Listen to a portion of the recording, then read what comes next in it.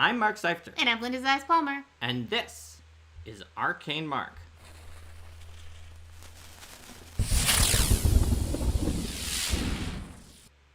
Hello and welcome to Arcane Mark Minigames. Today we are going to be talking about minigames in your tabletop RPG. But to do that, we first need to talk about minigames in general. What is a minigame? And why do we call them mini? Why does that prefix go in front of games? So, minigames, as they were sort of first coined, were generally spoken of from video games. Mm-hmm. So, in video games, when you're playing the main game, you're playing whatever that case may be. Maybe you're playing Final Fantasy, and it's time to go with chocobo racing. And there's this side game. Now, the mini prefix means small, but sometimes the side games in these video games were pretty long and involved. Mm-hmm. And they give you a very important benefits that completionist players, or even just some players who weren't completionists, wanted to have for the main game, and would take you on a long side trail or a shorter side trail. Sometimes the minigames really were small and mini, away from your main quest. Some classic examples are races of different kinds, whether they're chocobo races, horse races, all that kind of thing. You'll often see fishing as a minigame. You'll often see some kind of item collection type as a minigame. Some kind of in-game contest where you pay an in-game currency and then attempt to do something which gives prizes, or no prize if you don't score well enough. Something that uses very different mechanics, like, you're going along and you're playing a game that doesn't use dice or cards at all, and then suddenly it's like, oh, now you're playing this card game. That's right. So, that's what minigames are. Now, it's fair to say that they do not have a universally positive reception, even in video games that spawned the term minigame. There are some people who adore minigames, and they look specifically to find games that have a lot of cool minigames, but there are also people who really despise them, particularly if important sort of secrets or achievements or other things like that are locked behind a minigame that is vastly unrelated to the game that they're actually playing. And that's especially true if the minigame is particularly time-consuming or difficult, and then the player's like, oh man, I want to go back to playing my, my action destroy all my enemies game, but in order to get the super sword, I need to spend 5 hours playing hopscotch trivia night or something. Or I'm playing this deep turn-based RPG on the highest difficulty mode, and I'm doing great, but now to get the achievement, I have to do this horror coaster where I am shooting these monsters that appear, which is a action-based time thing. Mm-hmm. So, learning from the ups and downs of these minigames is really important if you want to put your minigame in a tabletop RPG, because, surprise, surprise, minigames in tabletop RPGs also have mixed receptions and sometimes can be loathed or break your campaign, or just at least disrupt it, even if it doesn't break it entirely. So let's talk about how we figure out when these minigames are going to add to your campaign and when they're going to take away. And to do that, we first need to decide what even is a minigame anyway in a tabletop RPG. Yeah. Because in a video game, it's pretty obvious what is a minigame, because you stop playing the tabletop RPG, or the video game, and you're now you stop playing the RPG part of your game, and you're now fishing or doing chocobo racing. But in a tabletop RPG, ostensibly something like chocobo racing or fishing could be something that your character just does, right? You could be like, yeah, I'm going to roll my fishing check, and the GM could ask you, like, what kind of bait you were using, and you could role play it out using the normal rules, depending on what RPG you're playing. Yeah, or maybe the game has a horse racing system in it, or some kind of racing system or chasing system in it, and you're using those rules that are already baked into the game. That's right. So, generally, when a game has a subsystem in it that has a resolution mechanic that is similar to the normal resolution mechanic of the game system, then we would say that that is a subsystem rather than a separate minigame. Where that starts to blur the line, though, can get a little bit interesting. Because, for example, in Pathfinder 2, the influence subsystem where you are just kind of trying to convince people of certain things, that's kind of not that different than just using diplomacy to make a request. It just involves the whole group working together. Even the chase subsystem, you're rolling checks and getting your successes or critical failures against a certain threshold. But if we're talking about Starfinder First Edition Starship combat, that is like straddling the edge because it definitely uses some kind of checks that are using the game's normal skill system sometimes. But it has its whole nother set of mechanics and a different it's a type different of grid and different ranges, because shooting a nuclear missile out of your ship is going to have a different range than your laser pistol did.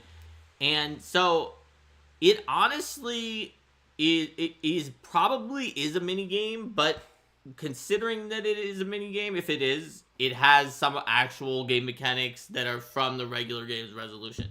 So it's either a mini game that actually does have some parallels and connections to the main game, or it's a subsystem that is so far away from the main game that it is close to becoming a mini game. Mm-hmm. And like many of these other mini games, it has some people who love it and others who don't. Generally, though, when you look at Starfinder Starship Combat, when you look at certain kinds of mass combat, like Pathfinder First Edition mass combat, also didn't really use the game's normal resolution mechanic or the game's normal movement and spacing. When you look at these mini games, when you find the people who don't like them, one of the common refrains is similar to that from mini games in video games that people don't like. It's when it changes the genre or the type of game that is being played, and especially if it uses a different skill set, that a player who is skilled at the main game and is less skilled at the mini game. And so also if it doesn't take into account some of the decisions that you made with your character. That's another one you get, and I think you get that slightly more in tabletop RPGs, where if it's my character being good at... my character being a master thief doesn't have any impact on this treasure gathering minigame or what have you. Or it doesn't have the type of impact that it would normally have. And you could have that in a video game certainly too, where it's, it could be my character, I built my character to be more of a master thief, or I got high in the swiping skill, and that's not actually impacting anything. Right, you could have an issue with that in the video game where it's like, wait a minute, because I can choose which of my characters is fishing and trying to pull out this 300-foot long giant uberfish that's the king of the lake. And it doesn't matter if I have my twiggy armed mage who has 50 attack power do that, or my Brutish barbarian who has 1,000 attack power instead of 50 tries to pull it out. It's it didn't influence the fishing minigame at all. Yeah. So, when the characters and the players' abilities in the regular game do not have a good parallel in the minigame, it can break either suspension of disbelief, or at the very least, the players, how good the player feels about their successes and failures, how they feel whether it's fair or not. Fairness, of course, is relative, and it's something that people feel rather than, an absolute fairness, but things feel less fair when your character being good at what should be something similar, or you being good at the main game, do not translate over. But minigames, by their very nature, usually don't allow some of these things to translate over. So what are some of the things that are going to make minigames better received versus not so well received? That's right. Oh, there's actually an interesting thing going on in chat that I didn't quite understand about... Talking about baking a cake as an example of one of the things that you wouldn't normally codify under, the normal game rules, so it could be a typical But then what about the later comment about... The main thing is every now and then when you're thinking about those non-core game experiences, you just have players who want to bake cakes. That's right. So is that the players sometimes that go out of the norm, and you might need to deploy a minigame potentially to handle it, or sort of hand wave it using the normal mechanics. Okay. So how do we avoid these pitfalls then? Because if the idea is that we use minigames, is particularly when we aren't going to be able to use the main mechanics, or we think it would be interesting not to, but that people can get upset when things don't translate over, what makes for a minigame that isn't disruptive? First of all, you're going to want to look at the stakes of the minigame.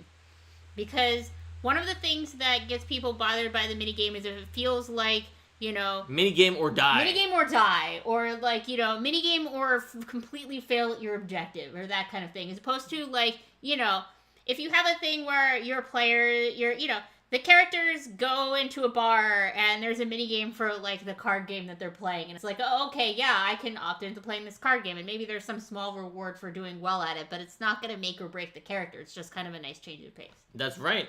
And to give another example on the other side from the game that Linda is actually probably thinking about with the card game, if you have a little puzzle game where you can just, Tetris-like puzzle game where you can just play with other people and you get an in-game reward for beating all of them, that might be well and good for most people. Now, for some it won't, and I'll get to that later. Mm-hmm. But if at one point you're in a room that's on fire and you now have to play that puzzle game or die, that's a very different situation. Yes. Okay? The stakes are suddenly shifted by a massive, massive amount. Now, to move back, by the way, everything we said, only you need to talk to your players or sometimes gauge them because they won't admit it or they won't know it in their head even though it's in their heart. Some players, even just that doing that mini game unlocks this cool, unique item, that alone is enough that they will be upset about not getting the unique item because it was left behind the mini game. Even no matter how small the stakes are, it doesn't matter. Because even if it's even if it's if you do this mini game, you can get 10 gold pieces. Yes. Because for some players, it doesn't matter. And they didn't get those 10 gold pieces because of the minigame. That means the minigame is going to frustrate them. Which brings us into another tip for minigames.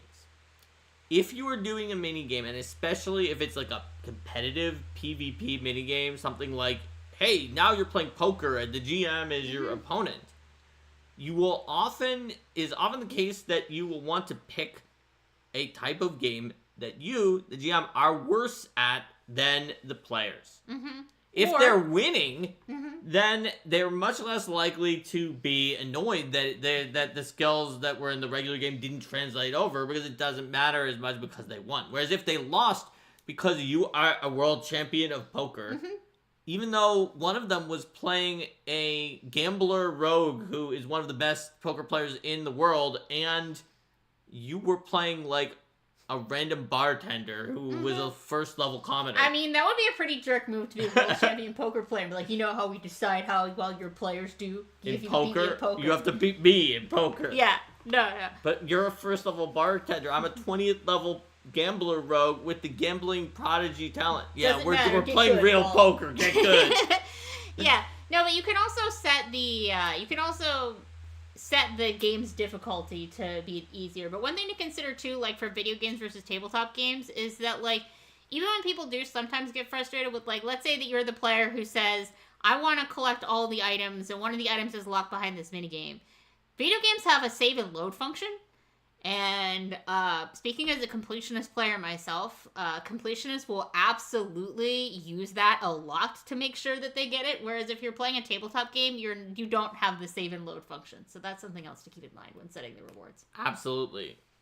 In the tabletop game, if you lose, you've lost. Some of those same players who get the most mad at playing a tabletop game's minigame and not getting the thing are the same ones who, if they didn't get the thing in the minigame in the video game, would absolutely load until they do. I see Rico talking in chat about quitting the second run through of Final Fantasy X when Blitzball came out because I wanted to win the first game that you're supposed to lose and hated repeating 15 minutes of cutscenes. Although, to be clear, there's nothing wrong with those players who load until they win the minigames, and there's nothing wrong with those. There's nothing wrong with those players who get frustrated for not winning the minigames in the tabletop RPG when they came to play a tabletop RPG. Now, that being said, what kinds of ideas are there for different minigames that you can play? So we gave in some.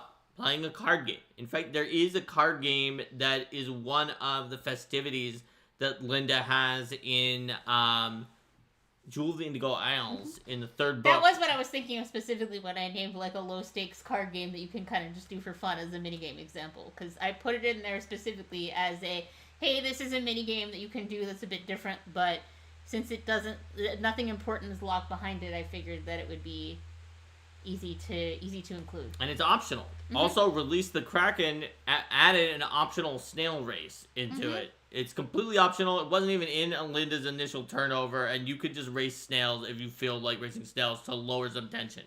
What is the reward? People might think you're great because you did some things with snails. It was mostly luck-based anyway. It was obvious that it was luck-based. It doesn't give you any money or permanent benefit other than people being impressed by you picking the winning snail. It's racing snails. So, by setting stakes, by making it clear what the minigame is and isn't, and often just by, like, giving the minigame a kind of, like, personality that fits what you want to get out of it, which usually is something lighthearted. Because if you give it a very, like, dramatic personality to the minigame, and you give it, like, a... Even if it doesn't actually have high stakes, if the minigame feels like it's dramatic and serious... And high stakes! Or then it would feel like it is high stakes, even if it's not high stakes. Well, it makes me think also of, like, those chases that are designed in Pathfinder. I've done quite a few of these, where there's thresholds for how well you do. And... the bottom threshold for the worst result is, like, you know, you're eaten by the monster that's chasing you or what have you. And, like, that feels scary because you might get eaten by the monster that's chasing you. But the actual probability of getting eaten by the monster, if you look at the numbers, is basically 0. But, like, so that's not something that's going to feel chill. That kind of thing in minigame form would feel high stakes, even though the chance of something terrible happening is really low. Rico says, I've spoiled his snail racing campaign by revealing that snail racing is mostly luck-based. I mean, you know what? There's nothing wrong with liking games that are mostly luck-based. Although, I do believe that there is something wrong with liking games that you don't play that are entirely luck-based and where you don't make a decision. But, it's okay if you do. So, let's see, because we're talking about the snail race, and we're talking about that. There was one other thing. Keep going, I'll see if I can remember what I was going to say. Sure, absolutely. So, other ways that you can go off of the beaten path and involve yourself in a minigame that is not using the usual resolution mechanics could be, similar to a side campaign, you could have people do something that is like a purely role-playing style event where they are acting as another character who's not their main character to act out a particular scene. And then there's with no dice and no consequences because it's sort of like almost a cutscene. Yeah, I remembered what I was going to say. And what were you going to say? It was about another role of the minigames being to bring what you're doing closer to what the characters themselves are doing. So that the mechanic more closely represents what's happening on screen compared to the dice. And the cutscene minigame gives an example of the contrapositive of that, which is, in that one, the characters aren't even there. Yeah. So it's okay that it doesn't match the way that things work when the characters are there, because the characters weren't there, and they have nothing at stake in this minigame.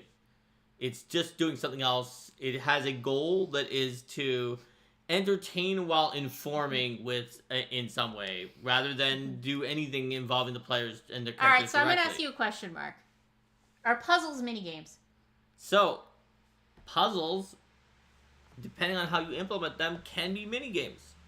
Especially if it's a very complex out-of-game puzzle. For example, if you say you see a strange cube with many faces of different colors on it here, and then you hand your players a Rubik's Cube, that is a minigame. Because you're asking the players to play Rubik's Cube.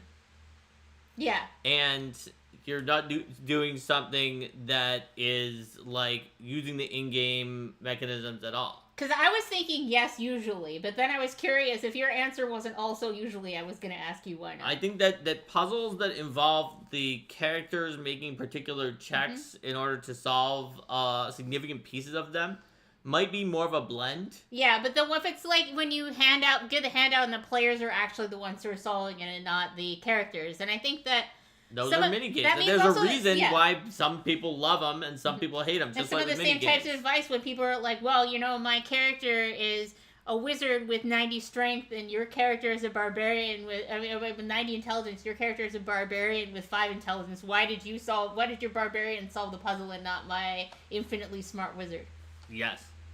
So you can go back to our puzzle episode, and a lot of the advice is transferable into minigames. Yeah. Because it is. The advice about, hey, maybe exactly what happens, maybe you're working together as a team to solve the minigame, and then, you're blurring the lines a little bit between what players do versus their characters, and then you come up with what does that mean canonically for the story afterwards, because the group succeeded, but how do we tell that? Sometimes it can be very challenging to do that, though. For instance, suppose that you were doing something where everybody was like in some kind of a battle race where they were shooting spells at each other and moving in these like magically powered vehicles, and you decide to play Mario Kart. Yeah. And the person who won the Mario Kart was not the GM, but was also definitely not the person who had max ranks in driving and all the driver abilities. That person came in last.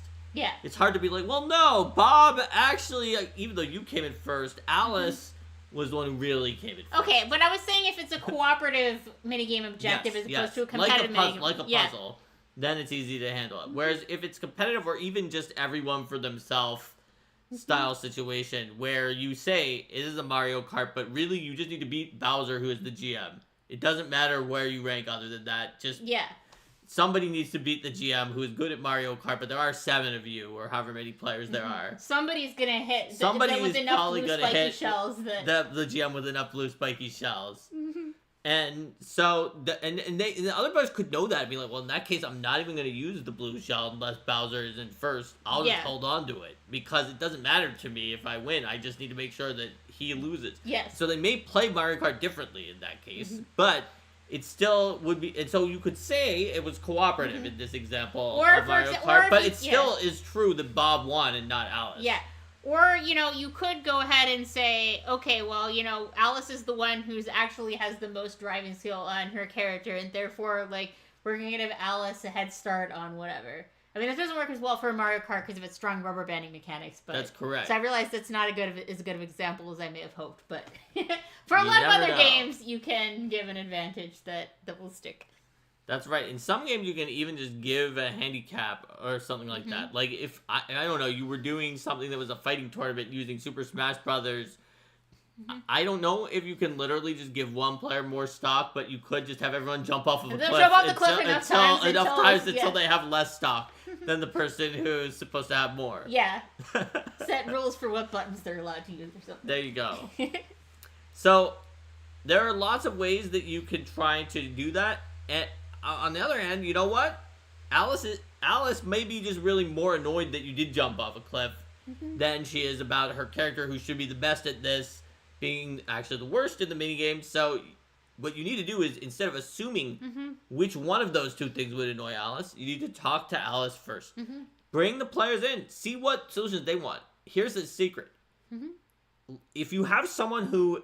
I'm not going to say that there are people who are just like anti-minigame people, but we'll say that someone who has the potential to get angry about minigames. Or at least annoyed. Maybe, let's say even angry. I've seen people who were so mad about a minigame being in an adventure that they wrote online reviews that were like incredibly scathing about them.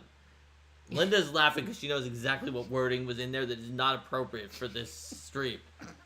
And Math guy is correct. Math guy is potentially correct. So watching my expressions telling that I'm getting closer there. Yeah. Right. So what I'm saying is, let's say you might have someone who has the potential to get literally angry at minigames in your group. Now, let's say that you have a minigame idea and it has some rocky potential thorns in it. And you come up with an idea that is, let's say, like a B+ in fixing that.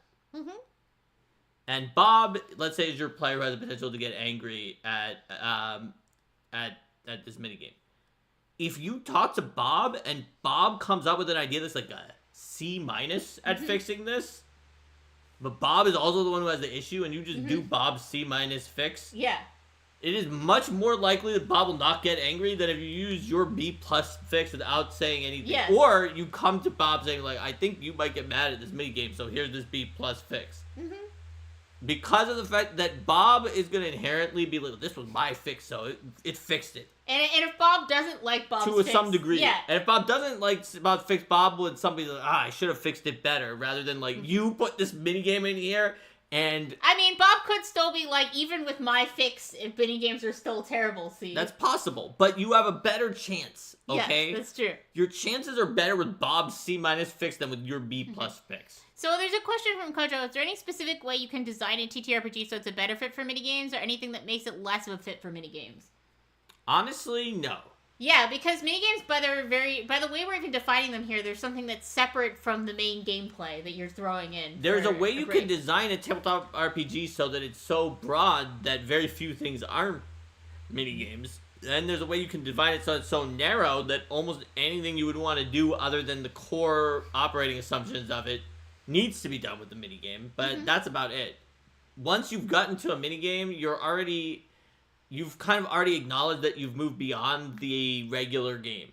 When you're talking about subsystems, you can define, and we have a subsystem episode that you can watch on Arcade Mark, you can define RPGs that work more seamlessly or less with subsystems that are actually a part of themselves. Yeah. But when it's a minigame and it's known to be a separate game, then, like, by definition, you can't have a tabletop RPG that is super, super linked to its minigame. Now, what you can do is try to not create subsystems that are so far out there that they verge upon minigames, because that is a danger zone. It could be a great success. For some players, it could have issues. And so instead, if you create subsystems that are closer to the game's core mechanics, then you have less of a risk with them. And risky subsystems that were closer to minigames, like Pathfinder 1 Mass Combat or Pathfinder or Starfinder 1 Starship Combat, are examples of this. Yeah, absolutely. So, I guess also, like, if the game was so tight in a certain way that it felt like I would imagine also that a game that was run on an incredibly tight time scale would be harder to fit minigames into than one that's on a longer time scale. But that would be less... That's less about the game's mechanics and more about, like, the logistics. Yeah, I was thinking about, like, well, maybe it's harder in Shadow Dark if you're, like, running on torches. But then it wouldn't be when you're running on torches that you're doing this. Yeah, exactly. So I think it's probably also, more about the pacing. Also, it would be really hard to, like, do a minigame that was in the middle of 10 candles. Yeah. Because of the fact that you'd be like, well, hold on, I guess we're gonna like put out the but we can't because it matters how long the candles are lasting, but we'll put them out for now. All right, everyone, we need to all step away from the Jenga tower so we don't risk toppling anything. I mean, you probably could do that. Just move away from the Jenga tower. Yeah, and I'm just thinking about games. Dread, yeah. I'm just thinking about Dread and, like, what other mechanics are, like, I guess I was thinking about real-time based things in some way, but you just have to be outside of that when you're doing it. Right. So basically, we've now illustrated the danger of minigames and explained some of the best ways to avoid them. If you have any other ideas about minigames, including horror stories from your own campaigns with minigames, or success stories, we like success stories more, but you know what? People love telling horror stories too. Let us know in the comments, and if you were able to use some of these tips to successfully deploy a minigame, that's even better. If you like these kind of topics, please like and subscribe, and you can even join us if you'd like to support. And last but not least, let's vote for next Tuesday's episode of Arcane Mark. You can vote 1, so we'll build a hazard here together. Vote 2 for an AMA Q&A on Save My Game as the main topic. Vote 3 for Tools, Not All Orphans, about PC relatives. They're not... Every PC isn't an orphan with a mysterious past. For 4, Arcane Mark Plays, some kind of a game in here. For 5, Ancestry Guide for a Battle Zoo Ancestry. And for 6, Other. Looks like our first vote is in for a Ancestry Guide for a Battle Zoo Ancestry. If that wins, we'll put up a poll on tiny.cc/arcademark, our Discord, to figure out which one it is. That is right. Mark's going to go ahead and give everybody who's watching here live some XP. That has been done. Let's see if there are any other votes. Or if we have a winner with 1 vote. We have 2 votes for 5. All right. Oh, yeah, I see Kojo was deciding between that and Not All Orphans.